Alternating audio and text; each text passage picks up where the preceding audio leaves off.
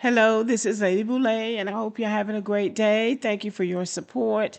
Thank you for subscribing to the channel. Thank you for your comments, and thank you for your thumbs up. Thank you for all you do to support the channel. And yes, we are commanded to love one another, whether we want to or not, or whether we agree with each other or not.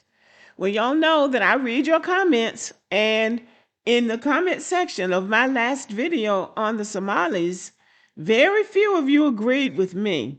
You have had some experiences with them that I have not had. I was talking about an experience that I had with them in Atlanta when I was living in a particular community and was still working. Now I am retired, and my husband and I have moved to a smaller community, and I only interact with Black and white people now. Now, please consider that I live in red states. Immigrants don't get loose in these red states, so they have to behave a certain way in Alabama and Georgia, especially in Alabama. Now they're talking about Minnesota. Minnesota is a blue state. It's liberal. It's probably largely Democratic, and the dynamics in those states are different than they are down here in the South. So you're not gonna have but so bad of an experience with any immigrant group in the South, especially if they're not white. I haven't seen any Somalis around here. There is one Ethiopian woman that works in a restaurant, but they're just not plentiful around here. This particular kind of community does not attract a lot of immigrants. So, Black Americans versus Somalis. I don't know what it is about Black immigrants coming to this country, but they really do not understand how immigration works.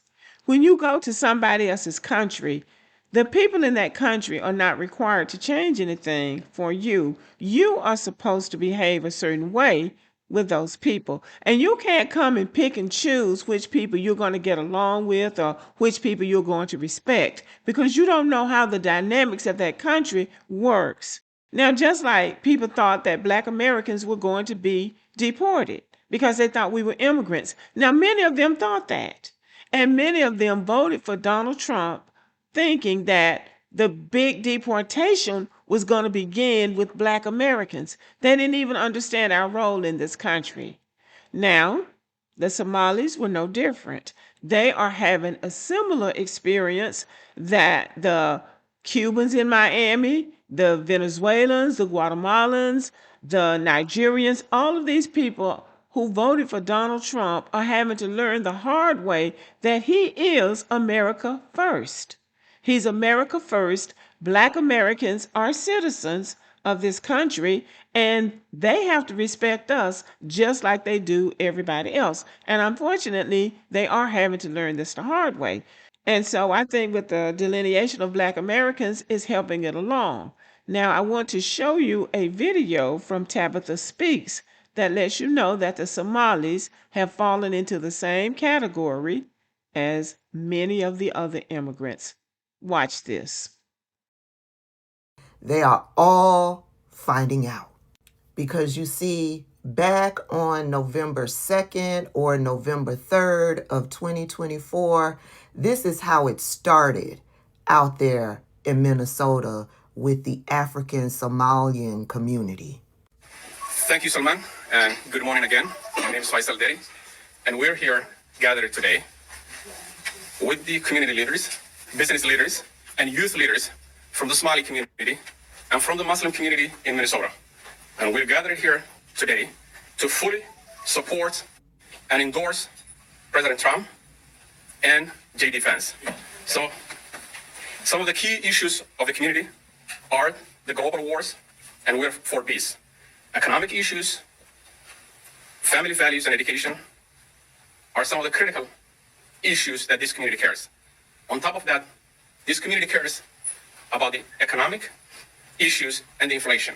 With all these and a number of other issues, the community came together and fully is standing behind President Donald J. Trump.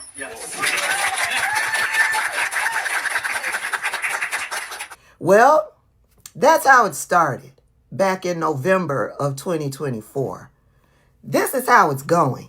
Somalians ripped off that state for billions of dollars, billions, every year, billions of dollars, and they contribute nothing. The welfare is like 88%.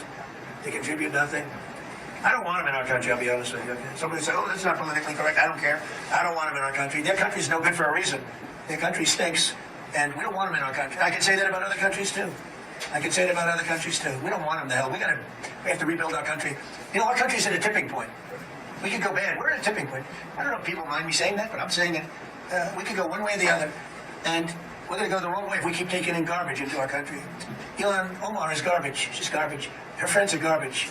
These aren't people that work. These aren't people that say, let's go, come on, let's make this place great. These are people that do nothing but complain. They complain. And from where they came from, they got nothing. You know, they came from paradise, and they said, this isn't paradise. But when they come from hell, and they complain, and do nothing but bitch, we don't want them in our country. Let them go back to where they came from and fix it.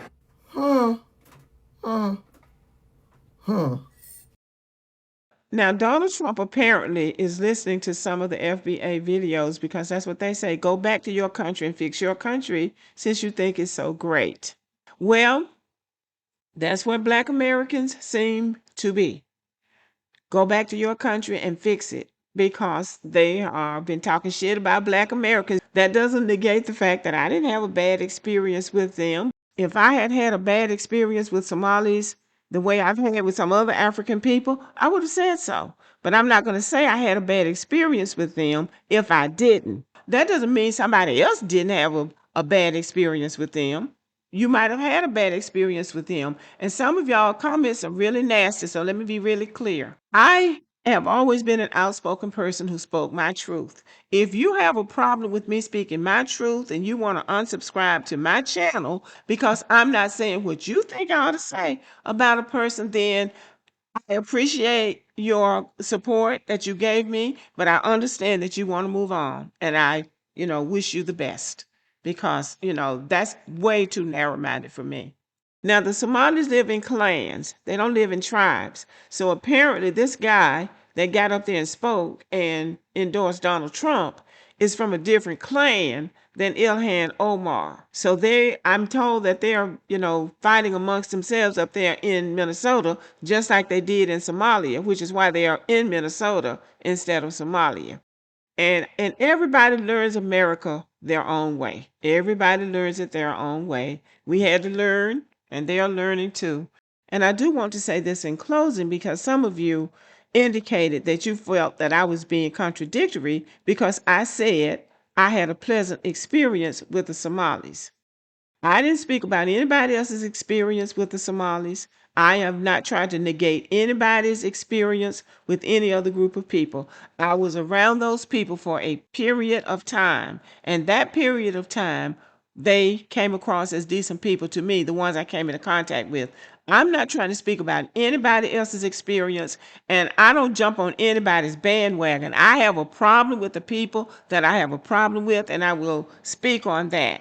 And when and if I have a bad experience with some Somalis, which I probably won't because I don't even live around them, but if I did, I would speak on it. But if you can't stand for other people to speak their truth, that says a lot about you.